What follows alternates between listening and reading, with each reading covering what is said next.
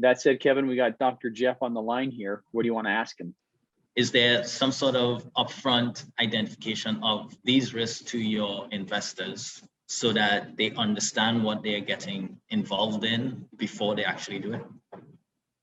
Figuring out what your niche is and then just do everything you can to provide education to your investors about that. And again, that will help them see you really as the expert in your area for sure.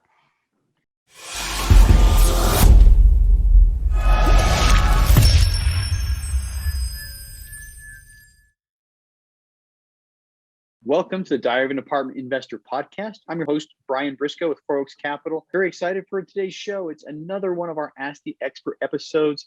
We have two great people on the line with us. We have Dr. Jeff Anzalone and Kevin Leonce with us. So, Dr. Jeff, welcome to the show.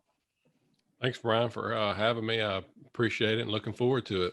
Yeah, it's going to be a good time. And for anybody listening, we're going to put his bio down in the show notes. If you're interested in learning more, hit up the show notes. And that said, Jeff, why don't you tell us a little bit about yourself?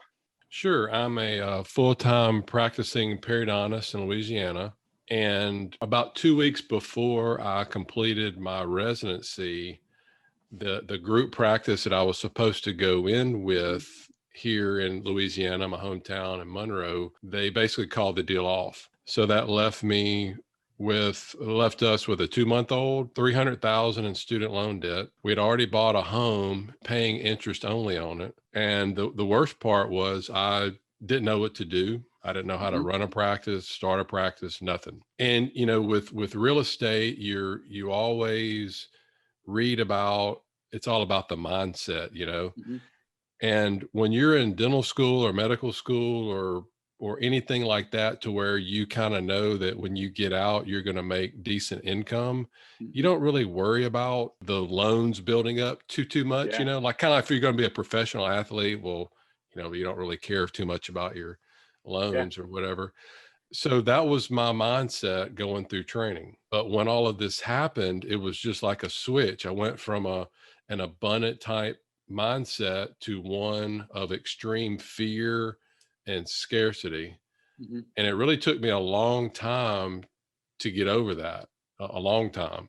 And so I kind of contracted but luckily, long story short, I had a guy reach out to me that was another practitioner here that had gone through the same similar. He took me in. I was able to use space from him, use his staff, and he helped me network, and luckily was able to get out of a lot of that debt. But I got to the point where it was all right, you get to the point where you're debt free or whatever. And it's like, now what? Yeah.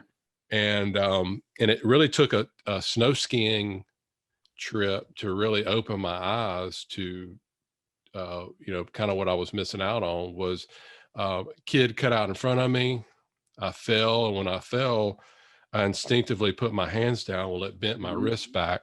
Luckily, it wasn't anything major, but it started getting me thinking, well, if I can't use my hands, how would I provide for my family? But I've had 2 wrist surgeries for injuries just like that. But fortunately, I'm not I'm a periodontist, so I don't have to use my hands like that. But yeah. But it's like with anything in life, you don't think about getting sick or injured until you get sick or injured. Yeah. So I knew I had a problem, but I had no clue what to do or where to go. So I started to educate myself. I'd already read some books about millionaires and successful people, and I learned 2 things. Number one, 90% or more of millionaires had real estate in their portfolio. Yep. I had zero, none, except for my house. And number 2, the average millionaire had anywhere from 3 to 9 streams of income. I was like most people, had 1, but this still didn't help me because I didn't know what to do, but at least I had a path to go down.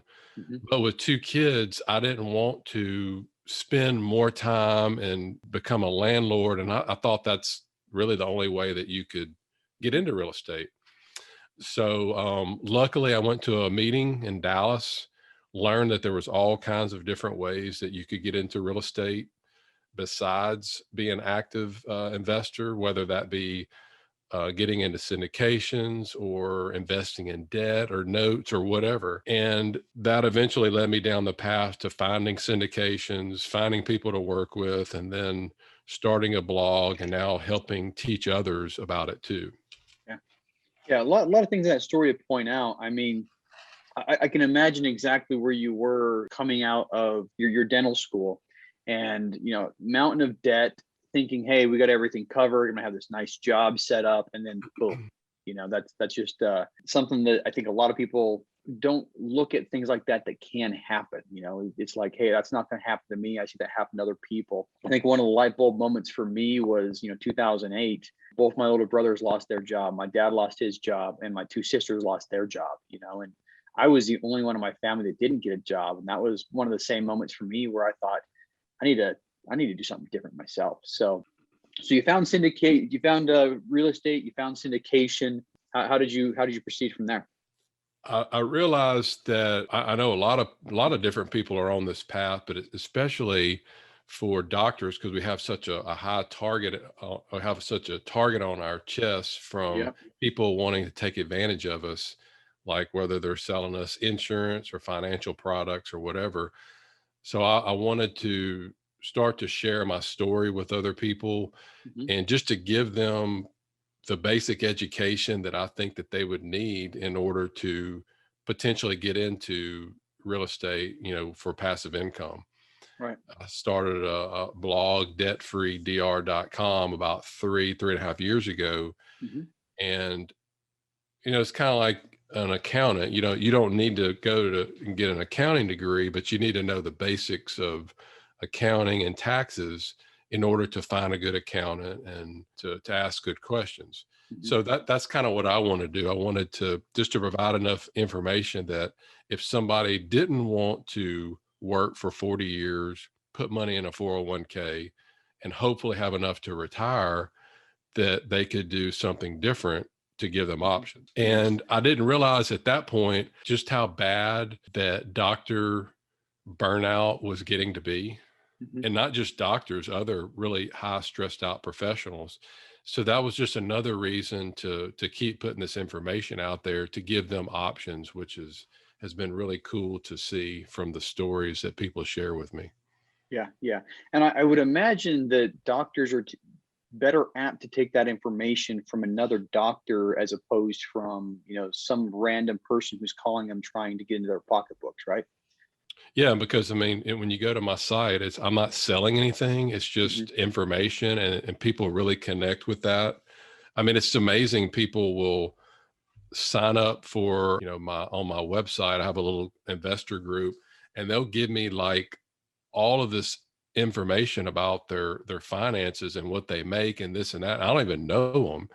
It's just from them going through and reading some of my articles and YouTube videos. So, but also to me, that just shows me that people are putting a lot of trust in me, and I want to be the most ethical type of person that I can, because without your reputation, what do you have? Yeah.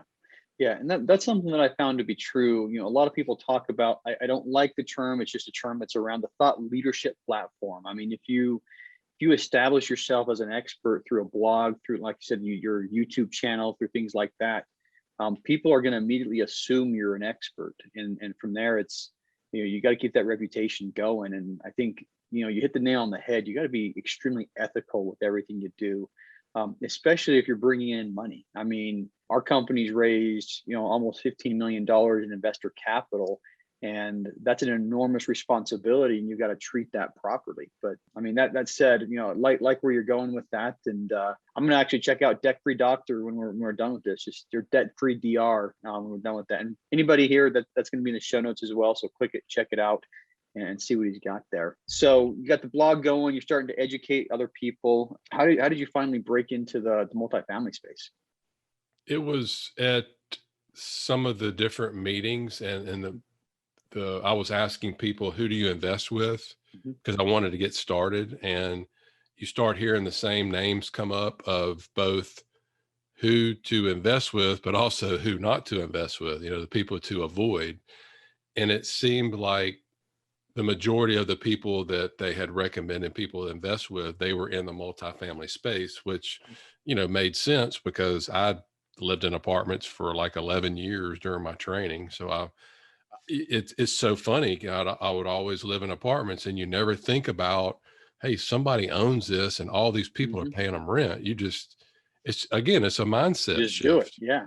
And, I've gotten my kids to read Rich Dad, Poor Dad for teens. And now we'll go down the interstate and, my 14-year-old will pass, apartment complex, and how many 14-year-olds will turn to you and go, Dad, look at all the number of people that are paying that person rent. Yeah. I'm 47 next week, and it took me this long to do it. And he's 14. Yeah. So the sooner you can learn this and start teaching your kids, the better. My 8-year-old had a light bulb moment. It was about a year ago. I was explaining, why I was, busy one night after work. Like, just said, hey, we're trying to buy this apartment complex. It's taking time. And I explained the situation, explained exactly that to him. People pay us to live in these apartments. And his eyes got big, and he's like, oh, Dad, you need to buy as many apartments as you can then, and I was just like, he gets it. The light bulb went on, he understands. But yeah, teaching your kids is big too. So anyway, let's talk specifically about one of the deals you guys have done. Getting an apartment taken closed, and if you can walk us through that, please. I tend to invest with having two kids. Mm-hmm. I tend to invest in things that try to be a little bit lower risk, but also they're not going to have quite as high a return. And I'm okay with that. Yeah. And with living in an apartments for so long, I get what now that I know, that situation, I like those types of deals. It's more of the ones that were built like in the mid to late 80s, maybe 90s, Class B. They're in a good area. The areas are growing, but they definitely can be updated. And every one of them that I've lived in, looking back, they could have definitely been updated for sure. Mm-hmm. So, I get it. So that's what I go for. And, typically it's a 5-year or 4 to 5 year hold period, value add.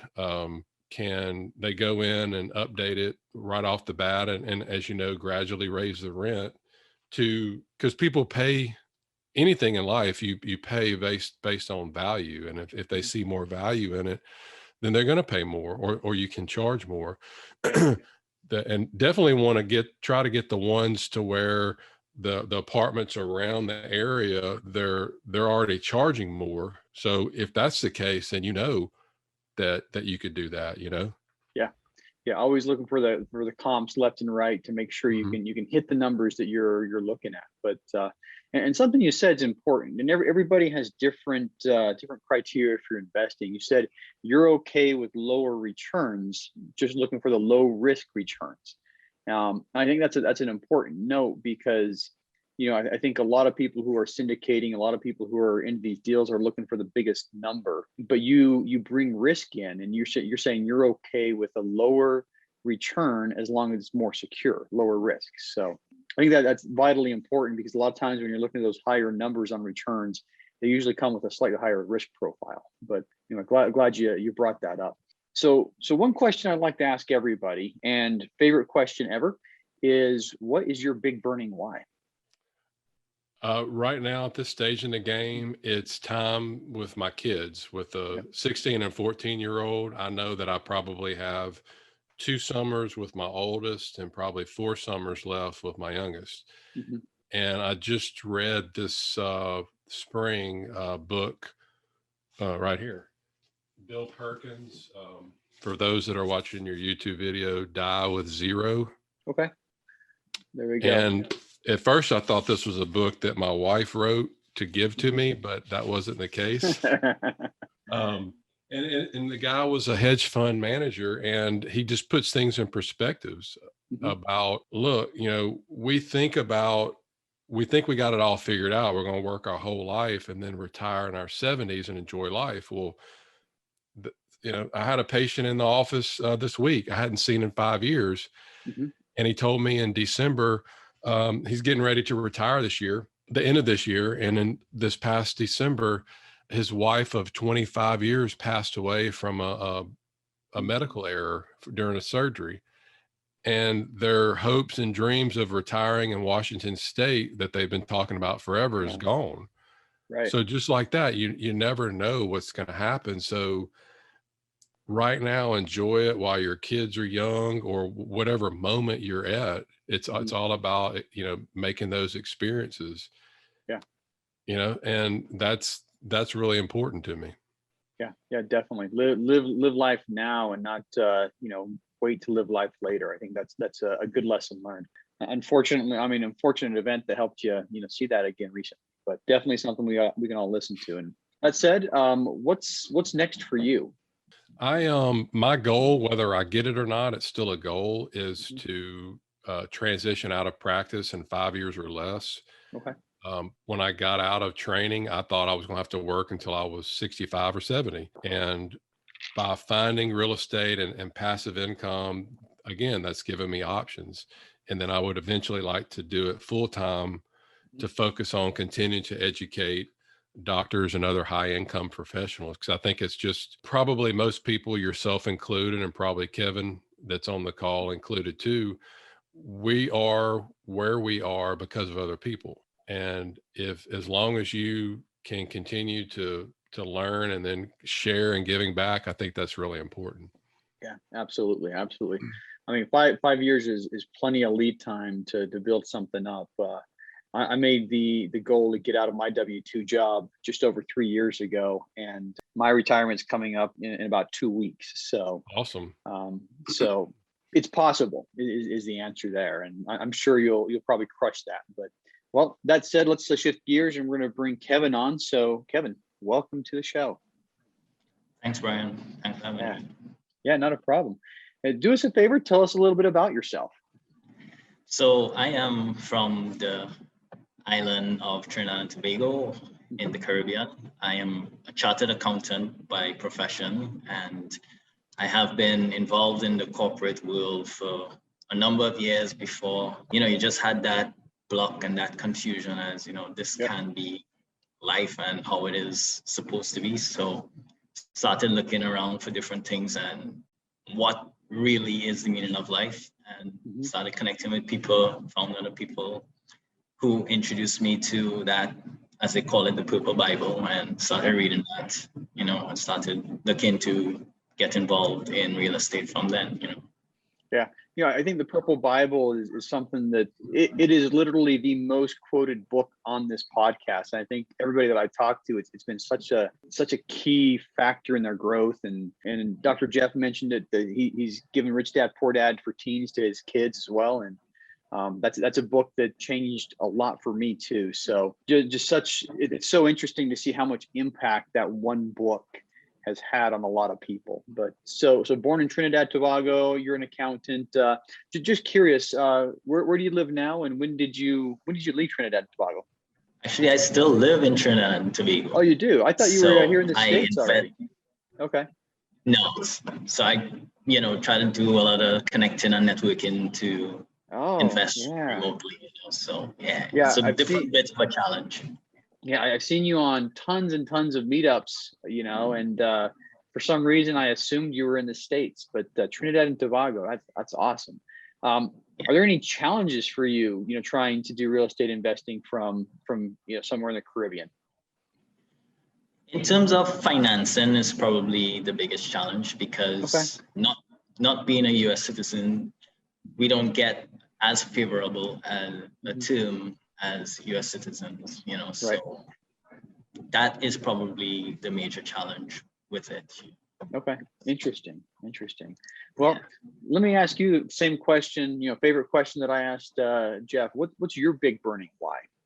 I know you mentioned a little bit, you kind of brushed up a bit on it a little earlier, but if you could just talk directly to it, what's your big burning why?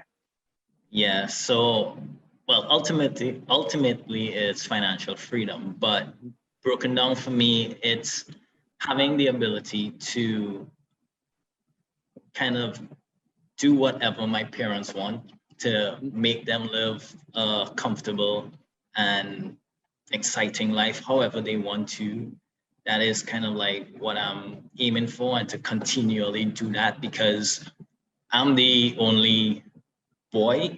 So I have other siblings, but they're girls. So I guess I have to carry the name.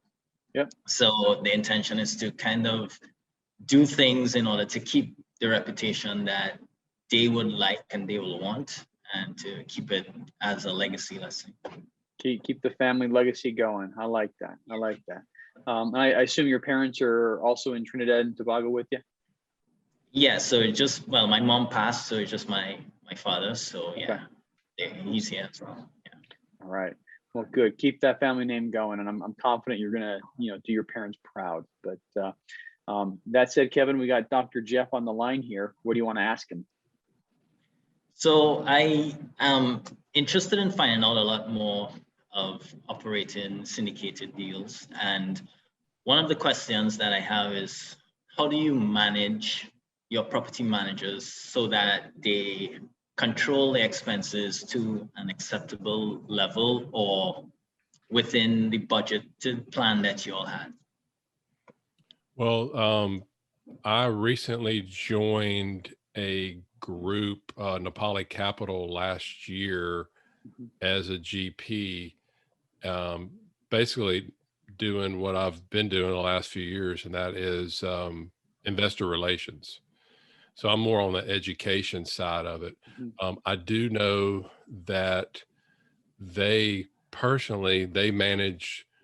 have a team where they self-manage all of their properties. They have both hotels and apartments. Majority of their investments are apartments. For the hotel side of it, the hospitality side, they use a group, I believe Aimbridge, which is probably the world's largest hotel hospitality management company.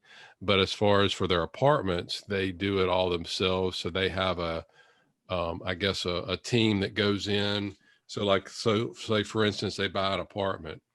Well, they'd like to keep the people there that want to stay there, that are already working there, that are established and have jobs. So what they do is they go in and they train them not only for customer service, but also sort of their way, kind of like, I guess, if the Ritz-Carlton were to buy another hotel somewhere, they would send in their team to go in to help educate and the quote Ritz-Carlton way. So then that can be passed on. So it's almost like anytime this group buys an apartment, now there are certain standards that they have to look for. And then they have somebody within that group that's all they do is they manage the managers. So they're making sure all the numbers are correct and all that. I do know that there's weekly calls that they'll have. So if you had a weekly call with the manager of the property that you have, and you have a spreadsheet and you go over all, I mean, you're a numbers guy, you're an accountant. So that'd probably be pretty easy for you to stay on top of, the manager. So that's what the majority of the ones that I have seen. What do you think, Brian? We just closed on a property a couple of days ago, and what we're doing on transition. I mean, number one, we involve the property managers in the underwriting. As soon as we get to a deal where we're ready to put a letter of intent in, our property manager is looking over the numbers, and they're giving us kind of an independent, pro forma, an independent budget of what they think the property should, where they think they should operate it. So we're involving them early, and we're doing a lot of conversations with them, prior to closing. And like Dr. Jeff said, same thing is we're going in, we're looking at the existing staff, who are we going to keep, who are we going to train into our culture. And then after that, we set budgets, so even before we close, we have our budget items, and they have a lot of, we give them some wiggle room, but there's certain expenses that they have to cross. They come back to us and ask about, if there's an expense that exceeds a certain threshold, they have to come talk to us. And if they're getting close to the monthly or annual budget on a certain line item, we have to give them approval. So really all it is, it's communication more than anything else, and setting the limits before they become a problem. So communication and relationship building, Yep. pretty much. Exactly. And one of the things you spoke about earlier, Dr. Jeff, is risk and keeping risk at a low level with respect to your investments. So another question that I have is there some sort of, well, again, back to that communication and relationship building, is there some sort of upfront identification of these risks to your investors so that they understand what they're getting involved in before they actually do it? Yeah, that's a good question. I think that if you could set goals early on to what you want to invest in, and then really either learn that real well, learn that sector real well. For me, it became easy because I've lived in those types of apartments for 10 plus years. So that wasn't that big of a deal. So for instance, about 3 years ago, a local contractor came up to me and said, "Hey, Jeff, we're developing this new concept over across the river and blah, blah, blah." And it sounded like a great deal. But again, I know what I know, and I didn't know anything about that. And it was a lot higher risk and wasn't even a proven concept. And I didn't do it.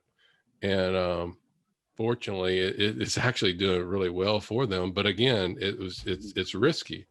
So, figuring out what your niche is and then just do everything you can to provide education to your investors about that. And again, that will help them see you really as the expert in your area for sure. Yeah, I think that's a great point. Stay in your wheelhouse.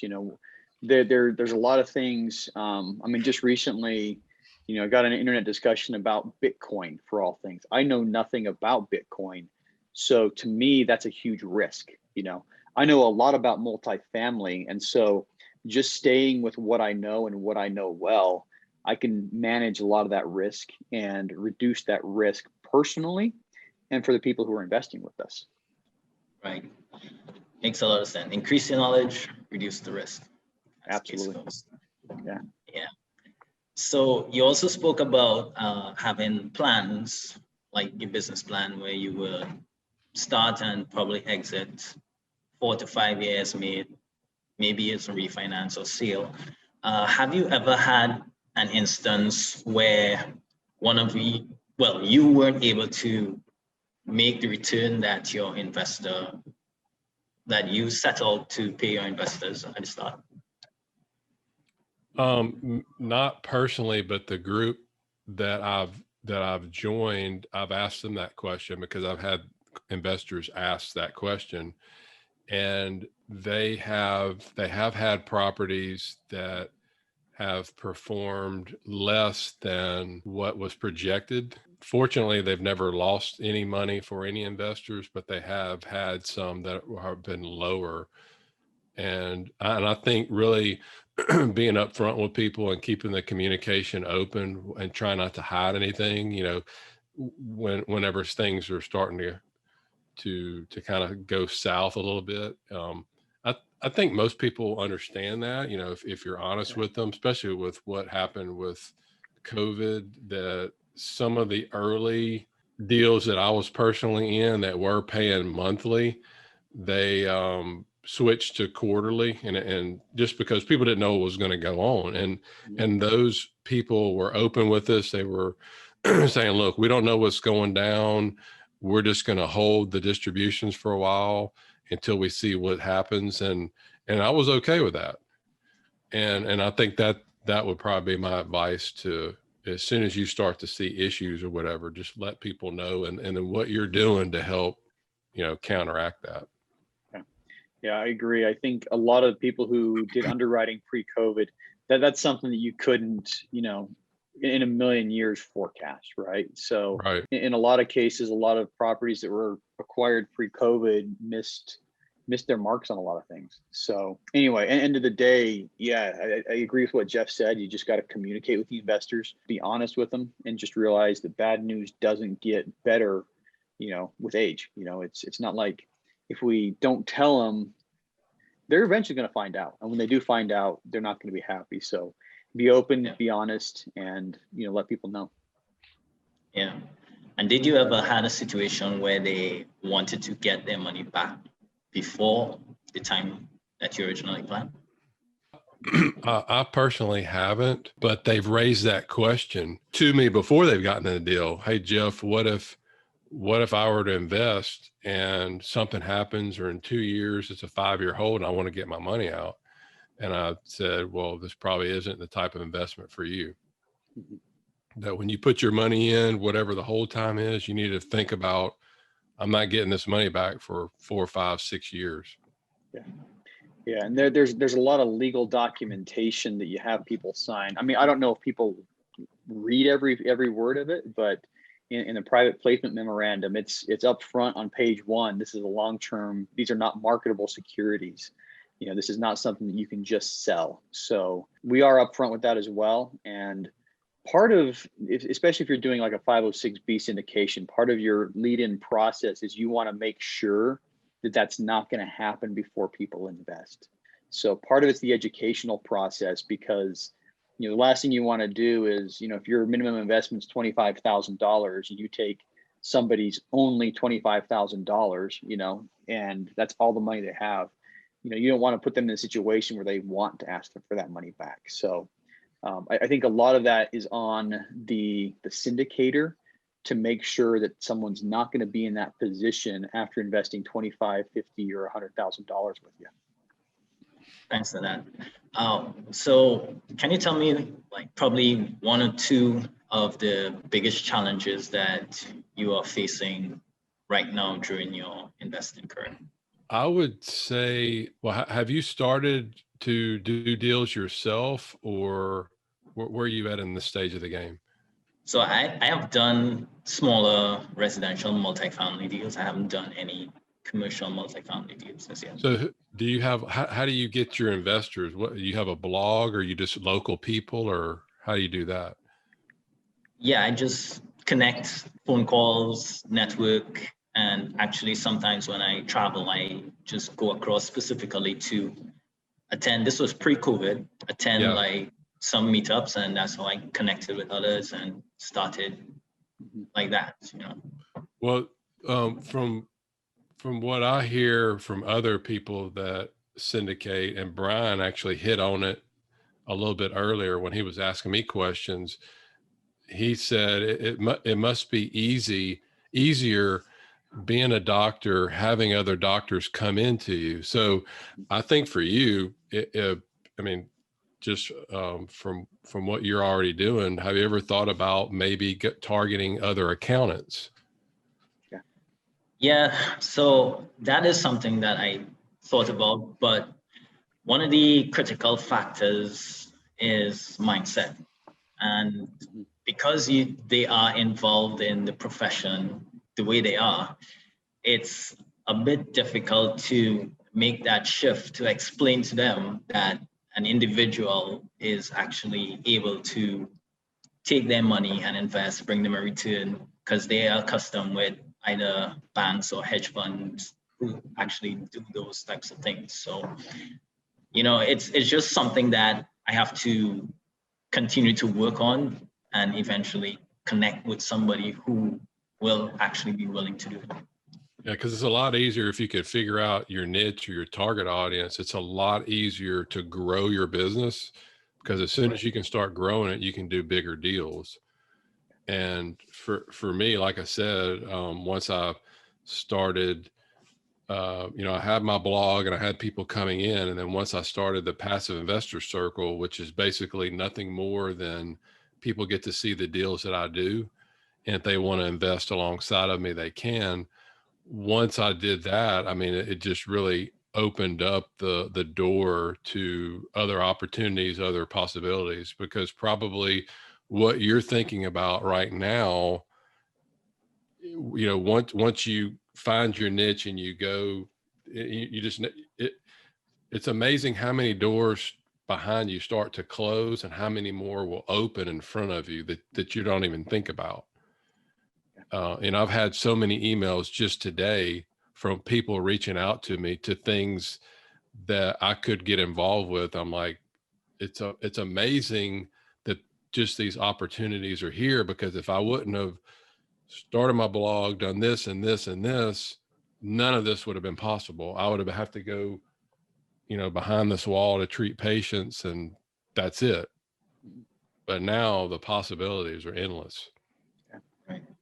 Yeah, And probably accountants are probably like the worst people to, but the thing is, once you break into it and it's all social proof. Once one of them does it and, oh, well, yeah, Kevin helped me do this. And then they'll tell their friends, and then they'll tell, and that's just how you get started.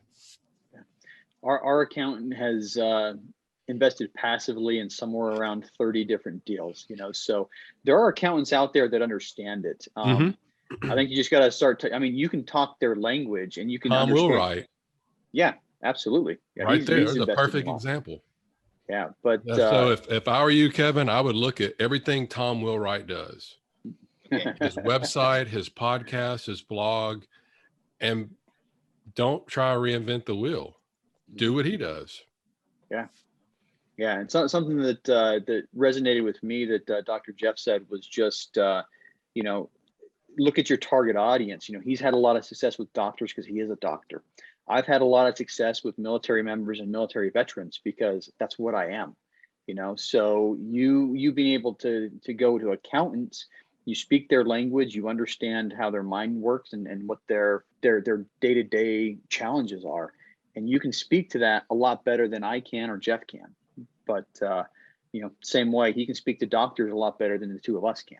So that said, we are about out of time. So one last question for each of you.